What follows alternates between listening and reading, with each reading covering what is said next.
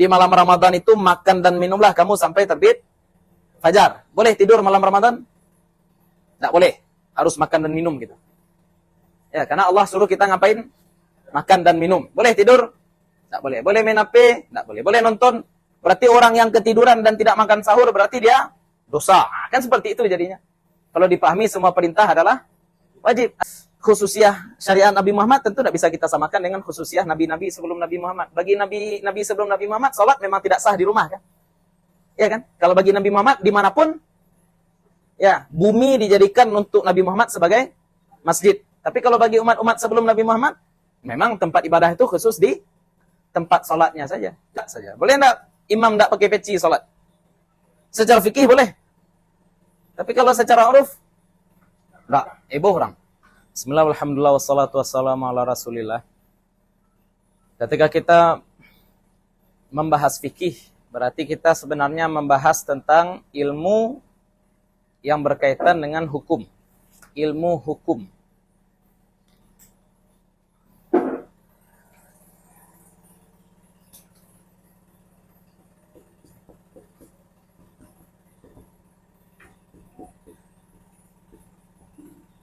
Hukum apa? Hukum amal zahir.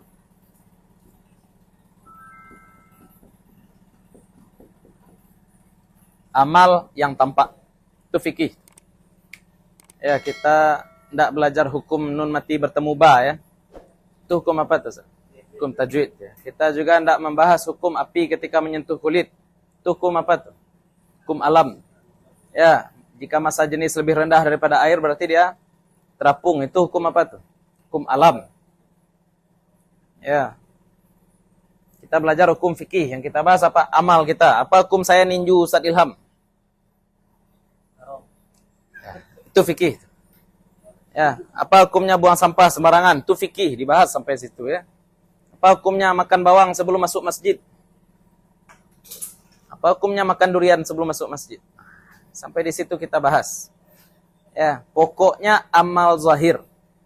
Setiap amal zahir itu ada hukumnya. Orang bilang ini fikih kok tidak terlalu detail membahas. Membahas apa? Illegal logging. Illegal logging itu juga masuk dalam pembahasan fikih karena itu adalah amal zahir. Ya, kayunya punya siapa, kemudian dijual ke siapa, itu kan pembahasan fikih juga itu. Ya, sah atau tidak. Tapi hukumnya dipandang dari apa? Dari syara'. Bukan dari adat. Bukan dari adat. Contoh, bagi perempuan duduk baselo boleh enggak? Ketika barale?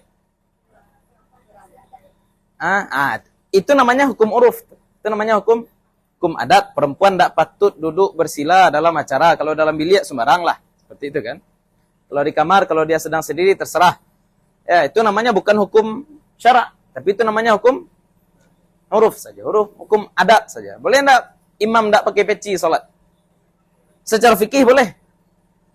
Tapi kalau secara uruf enggak, orang. Enggak, imam enggak kopiah. Bahkan kalau zaman sekarang pakai lengan pendek, ustaz pun orang. Enggak. Ya, jadi yang kita ambil sudut pandang apa? Sudut pandang syara'. Dan memang standar syara' itu sebenarnya lebih lapang daripada standar uruf. Boleh menikahi sepupu secara fikih? Boleh. Secara adat? Oh, enggak boleh. Itu contoh. Ya, di Medan enggak boleh juga. Boleh sepupu. Satu marga? Satu marga boleh juga. Enggak diusir. Kebanyakan. Ya. Jadi kita pandang dari sudut pandang syara'. Boleh makan daging mentah secara syara'? Boleh. Secara fikih boleh kan? Makan daging mentah. Secara uruf, orang beralik walatan daging matah, hendak. Ko garam, ko ayah karambi, ko santan, hendak makan sedang supaya jadi gulai dalam paru itu. Itu aliran sesat ya. Enggak boleh. Secara fikih halal enggak makan santan langsung? Ya halal-halal saja. Kemudian objeknya amal zahirnya didapatkan hukum tadi didapatkan dari dalil-dalil terperinci.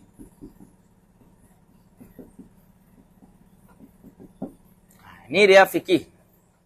dalilnya terperinci. Itu fikih. Sekarang kita dapati firman Allah Subhanahu wa taala. Apa kata Allah? Aqimus shalah.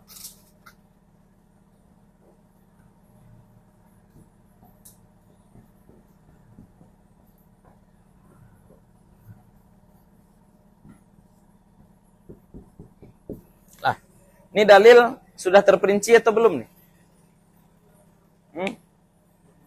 Belum. Di mana letak belum terperincinya? Dirikanlah salat kan jelas nih. Salat mana dulu? Ini salat yang mana nih? Itu dulu. Kemudian perintahnya perintah kuat atau tidak? Atau perintah anjuran? Minumlah. Minum. Itu perintah atau menganjurkan tadi? Menganjurkan. Minumlah. Itu perintah atau ngapain tadi? Ya. Lafaznya sama-sama minumlah. Lafaznya sama-sama minumlah. Ini namanya dalil apa? Dalil ijmal. Belum, ini masih dalil global, masih mengawang-awang gitu, ya enggak? Masih mengawang-awang. Atau contoh lain kita bisa berikan dalil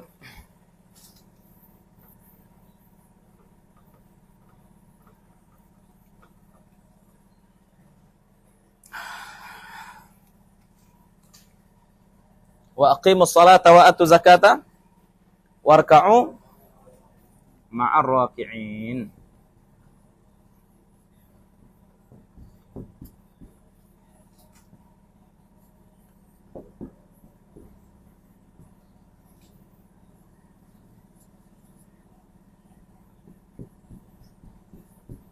Lah, ini contoh.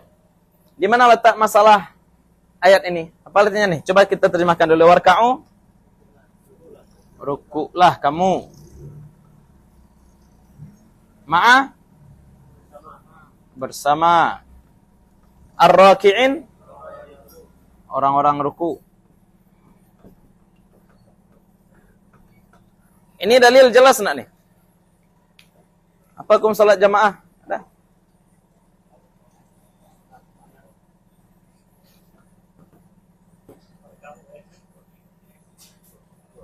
Rukuklah bersama orang-orang yang berarti salat jamaah hukumnya berarti orang salat di rumah dosa ya. Sepakat ya?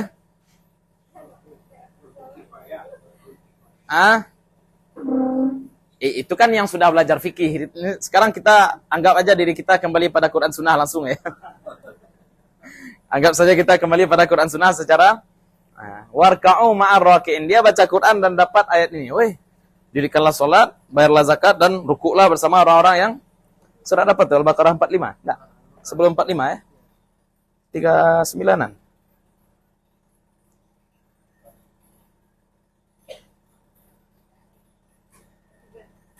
Tiga.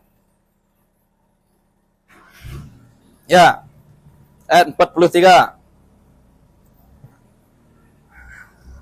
Ini kan dalil jelas nih. Pernah enggak dengar ceramah orang bilang yang enggak ikut salat jamaah ini bakar aja rumahnya. Ini kan jelas perintah nih. Ya, berarti salat berjamaah hukumnya wajib. Yang salat di rumah berarti dosa. Berarti berapa persen yang masuk surga? Semuanya dosa, enggak. Ini dalil masih global. Ini dalil masih global. Apa yang harus kita pahami dulu? Dilalah lafaz. Ya, kita preteli dulu kata-kata ini. Ini apa namanya nih? Perintah. Perintah bahasa Arabnya apa? Amar. Ini perintah.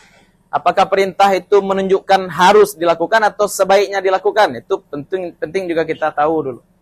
Kemudian, ma'a, apa arti ma'a nih?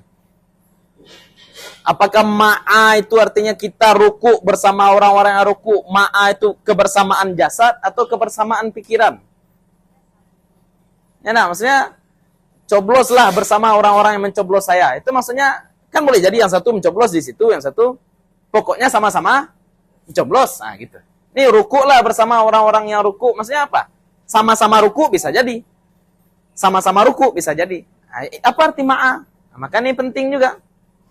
Nah, apakah ikhtiran atau tidak? Kemudian apa lagi? Ar-raki'in. Apa arti ar-raki'in ini? Ya, ini isim misalkan kan. Sim, apakah maksudnya orang yang sholat atau memang ruku saja? Maka ini namanya apa nih? Memahami setiap kata itu namanya apa? Dilalah. Memahami setiap kata dalam bahasa Arab. Kemudian kita juga memahami kaitan antara ayat ini dengan ayat-ayat lain. Ternyata ayat ini bukan untuk kita. Ayat ini untuk siapa? Bani Israel. Ya Bani Israel adkuru. Kan itu pangkalnya kan? Coba baca dari awal. Ya Bani Israel dulu. Wa ufu bi ahdi. Wa iyaya farhabun. Wa aminu bima wala takunu wala tashtaru bi ayati thamanan. Wa iya betul. Terus akbiru dul tu kama wa antum ta'lamun. Berarti untuk siapa nih? Untuk Bani Israel. Kenapa? Karena bagi Bani Israel salat berjamaah itu wajib. Orang Bani Israel punya salat berjamaah ya. Itu dulu ya, khitab kepada siapa ini kalam disampaikan. Warka'u ma'arraki'in satu di sini, kemudian satu lagi kepada Maryam. Satu lagi kepada Maryam. Ya Maryam uqnuti li rabbiki wasjudi warka'i ma'arraki'in. Ya, namanya juga khususiah syariat Nabi Muhammad tentu tidak bisa kita samakan dengan khususiah nabi-nabi sebelum Nabi Muhammad. Bagi nabi sebelum Nabi Muhammad, salat memang tidak sah di rumah kan? Ya kan? Kalau bagi Nabi Muhammad dimanapun, ya bumi dijadikan untuk Nabi Muhammad sebagai masjid. Tapi kalau bagi umat-umat sebelum Nabi Muhammad, memang tempat ibadah itu khusus di tempat salatnya saja. Itu contoh tuh. Makanya wajar ada perintah seperti ini untuk Bani Israel. Untuk Siti Maryam juga seperti itu. Itu namanya apa? Kita membandingkan antara satu ayat dengan ayat yang sabiq lahik. Ayat sebelumnya harus dibaca, ayat setelahnya bisa dipahami. Jangan tiba-tiba kita baca nanti waqtuluhum haitsu taqiftumuhum, bunuhilah mereka dimanapun kamu temui mereka, langsung dia jadi teroris. Nampak orang kepiye cek? Oh, kok pada aku dirindukan pedang Umar, ya merasa Umar lah ya. Kan banyak orang-orang seperti itu sekarang. Padahal harus juga dibaca ayat sebelumnya apa tuh? Waqatilu fi sabilillahil ladzina yuqatilunakum. Siapa yang kita perangi di jalan Allah? Orang-orang yang memerangi kita. Bahkan untuk orang-orang yang memerangi kita itu tidak perlu kita tanya agamanya. Ya, kita bawa motor, kemudian ada begal. Lawan enggak, guys? Ya, kita misalkan pandai berkelahi, ya enggak? Dia bawa motor juga, mau mebegal kita, ya enggak?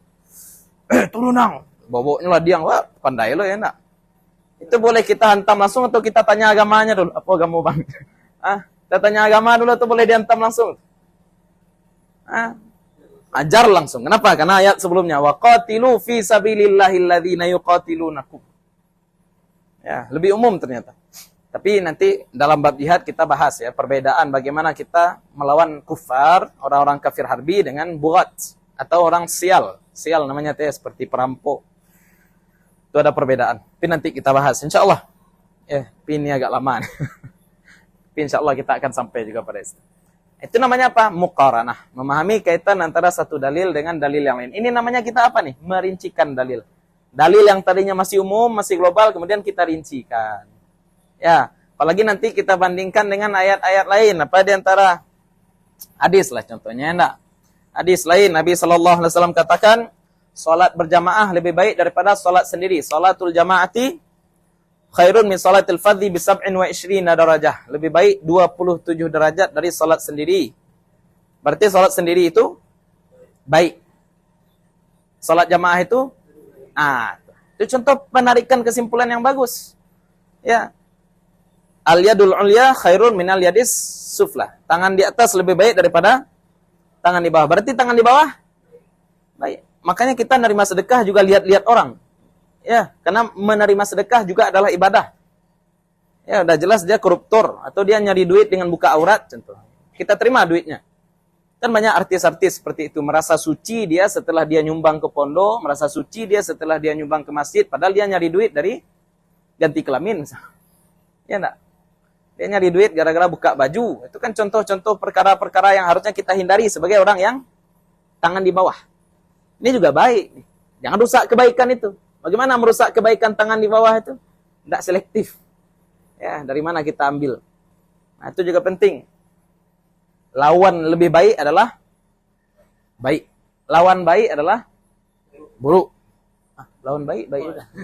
Lawan baik adalah, lawan lebih baik adalah, ini kira-kira kaitan fikih dengan usul fikih. Ini fikih nih kan. Usul fikih apa? Ya, kaidah-kaidah yang tujuannya untuk mendetailkan hukum yang tadinya masih global. Ya, ini dalil. Yang kita cari apa tadi? Hukum praktis.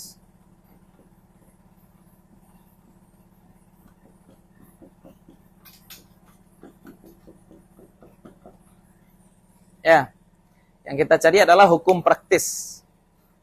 Ada berapa rukun wudu? 6. Dari mana tahu? Ya, dari sini langsung kan? Kita belajar fikih ya sudah seperti itu. Rukun wudu ada 6. Niat, membasuh wajah, membasuh tangan, mengusap kepala, membasuh kaki, tertib.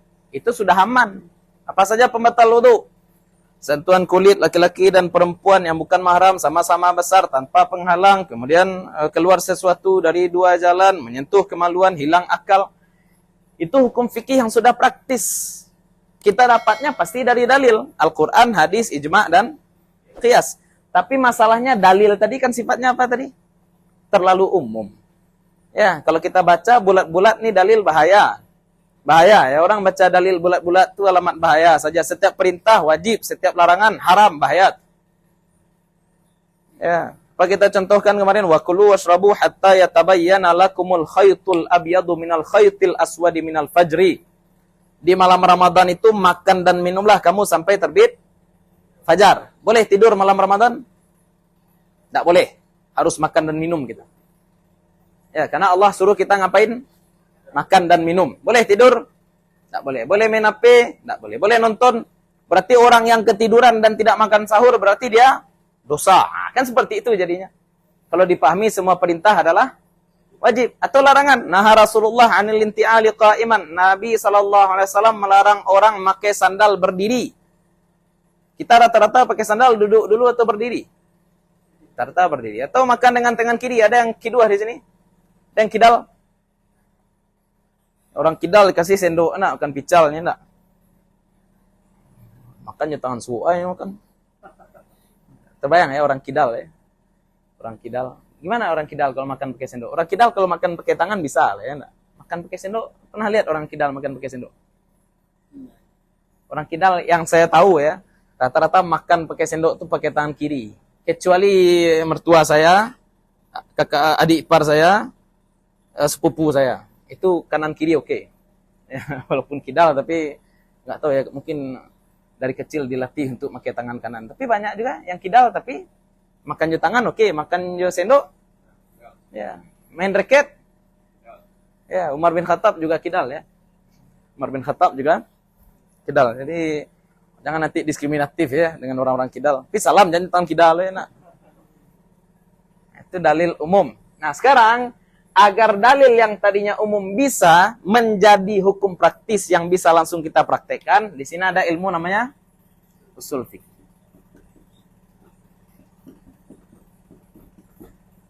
Usul fikih. Ya. Ini dalil diproses di sini. Jadilah. Kalau saya umpamakan apa? Ini turbin. Ini cas HP. Ini turbin, ini listrik yang sudah bisa langsung kita colok-colokkan di sini. TV lah segala macam. Kalau ini langsung ke sini gimana jadinya? Konslet. Ya, dan itu yang banyak sekarang ya orang-orang konslet. Ya, nampak oleh dia orang tidak sesuai dengan paham dia langsung sesat aja, salah aja. Ya, ini kacau. Apa hukum nikah contoh? Apa hukum nikah? 5 kan enak. Tapi kalau orang yang langsung pergi ke dalil aja, nikahu sunnati, berarti nikah itu apa tuh? Sunnah yang wajib. Kan kacau lu, sunnah yang wajib lalu ceritanya itu. Ya, ini sunnah atau wajib nih gitu kan. Ya, konslet jadinya. Banyak konslet orang gara-gara langsung kembali ke sini tanpa memahami ini usul fikih. Paham dulu bahasa Arab, paham dulu dilalah, paham dulu kaidah-kaidah yang terkait, paham bagaimana mengaitkan antara satu dalil dengan dalil yang lain. Nah, disinilah fungsi usul fikih. Dan itu yang kita pelajari dua-duanya, insyaallah ke depan, fikih dan usul fikih. Jadi jangan dibilang ya, ini kitab ulama setebal ini pakai dalil enggak? Oh ya, semuanya pakai dalil. Kita tidak tahu dalilnya, bukan berarti dalilnya tidak ada. Ini perlu kita sampaikan ya. Kita tidak tahu dalil, belum tentu dalilnya itu tidak ada. Dalilnya itu ada, kitanya saja yang tidak tahu. Maka kalau kita tidak tahu, bilang tidak tahu. Jangan bilang tidak ada. Kebanyakan orang banyak seperti itu. Ya, bilangnya tidak ada, padahal dia yang tidak tahu. Tidak ada dalil doa bersama, contohnya enggak. Padahal ada dalil doa bersama. Tidak ada dalil kunut subuh, padahal banyak dalil kunut subuh. Ya, ini mohon maaf ya yang enggak kunut ya. Antum kan firqah najiyah tadi. Ya. Sama ya. Insyaallah kita ini firqah najiyah. Nah, dan kitab yang akan kita pakai untuk kitab fikih, kita pakai Hasyiah Bajuri. Hasyiah Bajuri ini kita pahamkan dulu istilah-istilahnya ya. Ini sudah kira-kira sudah terekam ya? Ya. Yang punya memori kuat langsung ingat.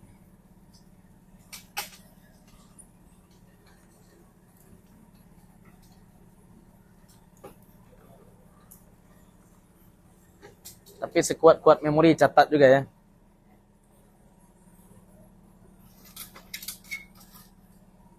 Apa syaratnya orang yang boleh tidak nyatat kalau belajar? Seperti Imam Ghazali boleh. Ya, ketemu perampok dulu baru. Imam Ghazali kan gara-gara ketemu perampok kuat ingatannya enak. Jadi fikih kita pakai Hasyiah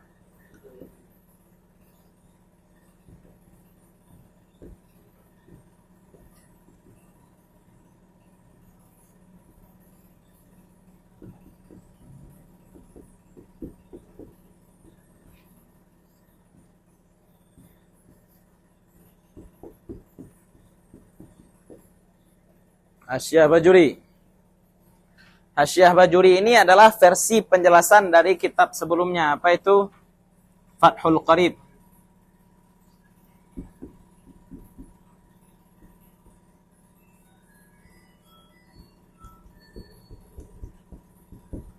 Fathul Qarib ini syarah dari kitab sebelumnya. Matan At-Taqrib.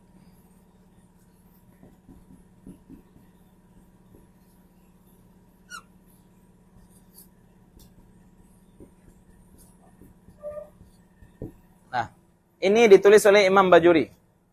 Ini nama penulisnya langsung. Imam Bajuri, Syekh Al-Azhar dulu. Senior saya nih ya. Tapi senior beberapa abad yang lalu ya. Kan senior aja namanya. Kalau bersebut, bauda, oke. Kalau Fathul Qarib, ini ditulis oleh Ibnu Qasim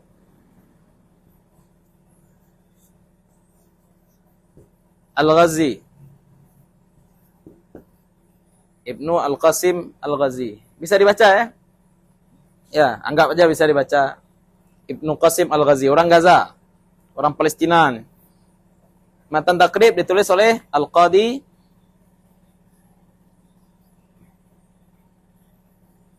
Abu Syuja'. Qadi Abu Syuja'. Ini Imam Ibrahim Bajuri, ini Ibnu Qasim Al-Ghazi, ini Qadi Abu Syuja'. Ini penulis-penulisnya. Yang kita baca ini, tapi sebenarnya yang kita baca itu adalah 3 kitab. Makanya kitabnya panjang dan mungkin lama kita bacanya ya. Kita sepakati saja nanti, apakah kita baca Hasyiah Bajuri atau ini saja. Kalau ini bisa agak cepat. Saya saja yang menjelaskan dari dalam nanti. Terbayang ya? Kita baca ini, tapi penjelasan dari saya pakai ini. Gimana kira-kira? Itu saja ya. Yang kita baca yang ini ya berarti ya. Kalau ada yang beli kitab Haramain atau Halabi seperti ini, kita baca yang di luar kotak. Kita baca yang di luar kotak saja, yang dalam kotak saya yang baca. Ya. Itu saja ya. Karena dulu belajar dengan Habib Ahmad juga seperti itu. Hasyiah. Hasyiah Bajuri. Kemudian untuk usul fikih kita pakai kitab nih. Al-Waraqat.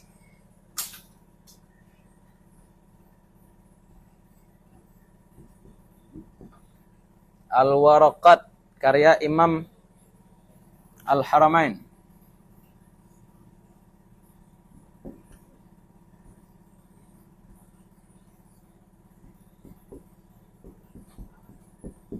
Al-Juwaini.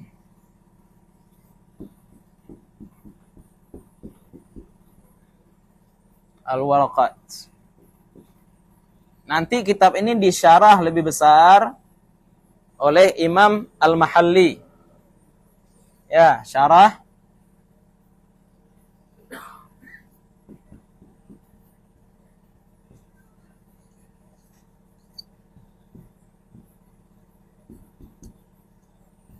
ini siapa nulis nih syarah Mahalli ini? Ya, Imam Mahalli. Jalaluddin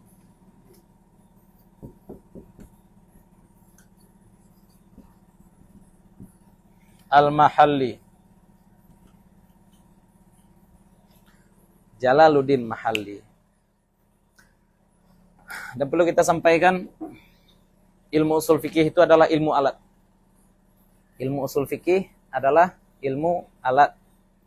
Sedangkan ilmu fikih adalah ilmu ghayat. Maksud ilmu alat itu apa? Ketika guru mengajar ilmu usul fikih, berarti hubungan antara guru dan murid itu adalah hubungan antara tukang install dan perangkat. Ya, kita anggap bahwasanya ilmu alat itu adalah aplikasi yang akan kita pakai untuk mengolah data. Sedangkan ilmu fikih adalah data itu. Sedangkan fikih adalah data. Sehingga metode mengaji fikih itu adalah metode transfer data. Sedangkan metode ngajar usul fikih adalah metode install. Kalau transfer data bisa di post enggak? Bisa di jam enggak? Bisa di skip enggak sebagian file? Bisa di skip. Ya, di skip bisa kita balik. Tapi kalau ilmu alat, install kalau kita skip bisa enggak? Balik ke nol. Ya serius nih ya. Ini serius. Makanya nahu, sharaf, balaghah, usul fikih, ilmu-ilmu alat itu kalau kita belajarnya sekali datang sekali enggak, itu alamat enggak akan dapat. Karena ilmunya adalah, konsepnya adalah menginstal ilmu, bukan mentransfer ilmu. Namanya aja ilmu alat, tool. Ya, makanya diusahakan ya untuk usul fikih ini jangan telat. Maka nanti kalau misalkan ada yang mau pulang cepat, ya kalau ada yang mau pulang cepat, insyaallah untuk ke depan kita akan kondisikan kita belajar usul fikih dulu baru fikih. Ya, pada Jumat kita belajar usul fikih, setelah asar baru kita belajar. Terbalik. Pada Jumat kita belajar usul fikih, setelah asar baru kita belajar fikih. Fikih aman lah. Misalkan kita ndak hadir pas pembahasan wudu, tapi hadir pas tayamum, kan wudu bisa kita jemput. Tapi kalau usul fikih itu berkaitan. Ya, satu pembahasan dengan pembahasan selanjutnya itu berkaitan. Kita mulai dari dasar. Sama dengan bahasa Arab, nggak mungkin kita langsung belajar munada, mustasna tanpa mempelajari dulu apa itu nasab. Karena kita belajar mansubat. Ya, saja. Pening ya, tidak. Ini apa nih? Tam, mujab, manfi, isim, fi'il, huruf itu apa? Nggak mungkin itu lanjut tanpa kita pahami dulu awalnya. Kalau fikih gampang. Ya, bukan menganggap enteng ya, tapi fikih itu istilahnya transfer data. Jadi bisalah ya, kalau libur-libur sekali-sekali nyambung juga lah. Tapi sekali-sekali ya. Dan kita ingatkan ada mitos tapi entah ya entah tidak, tapi ini teruji ya. Kalau hadir 3 kali itu mulai yang keempat susah. Kalau tidak hadir selama 3 kali mau mulai lagi susah. Maka kalau mau tidak hadir jangan lebih dari, jangan sampai 3 kali. 2 kali itu udah maksimal lampu merah gitu ya. Karena kalau sudah hadir 3 kali itu mau hadir lagi malu, kecil ya aku hadir tiba-tiba. Sama sempetang kayak dulu cik ya. Ya. Jangan sekali hadir sekali tidak. Usahakan konsisten hadir. Dan ya insyaallah kita juga karena belajarnya tidak formal, tidak ada ijazah, tidak ada seragam dan segala macam. Jadi kita juga tidak akan diblusuki oleh orang-orang dinas ya. Jadi aman, mau makan kuaci sambil belajar juga boleh. Ya, tidak masalah. Itu barangkali konsep belajar kita ke depan. Dan kalau misalkan tidak hadir, usahakan untuk nonton rekamannya nanti di YouTube. Insyaallah kita akan selalu upload perkembangan kajian kita di YouTube. Ada pertanyaan tentang fikih, tentang usul fikih, tentang skema pembelajaran? Tidak ada pertanyaan? Oke, kalau tidak ada pertanyaan barangkali itu saja untuk pertemuan pertama ya. Kita tidak sampai maghrib barangkali. Kalau misalkan ada yang masih mau di sini cerita-cerita boleh juga. Karena kawan-kawan juga belum semuanya punya kitab ya. Nah, ke depan insya Allah kita akan beli kitab secara online, nanti kita infokan di grup. Online saja berarti ya. Yang tadi ya. Mungkin secara online, atau kalau ada yang sudah punya kitab juga boleh pakai kitab yang sudah ada. Kalau kita mau beli juga di toko Irama Bukit Tinggi ada juga. Kalau mau yang impor juga ya kita lihat di online yang ada ya. Di online yang ada. Nah, tapi untuk sekarang mungkin sampai di situlah kajian kita sore hari ini. Mudah-mudahan bermanfaat bagi para masyayikh, terutama untuk kami pribadi yang menyampaikan. Mudah-mudahan selama duduk di sini Allah bakal dosa-dosa kita, Allah tambahkan tabungan amal kita, Allah sayangi orang tua dan guru-guru kita. Allah kumpulkan kita nanti bersama-sama dengan orang-orang soleh, para syuhada, para nabi. Mudah-mudahan kita mendapatkan syafaat dari Nabi Muhammad SAW. Mohon maaf kalau ada yang salah, ada yang kurang, dan sesuatu yang tidak kami letakkan pada tempatnya. Assalamualaikum warahmatullahi wabarakatuh.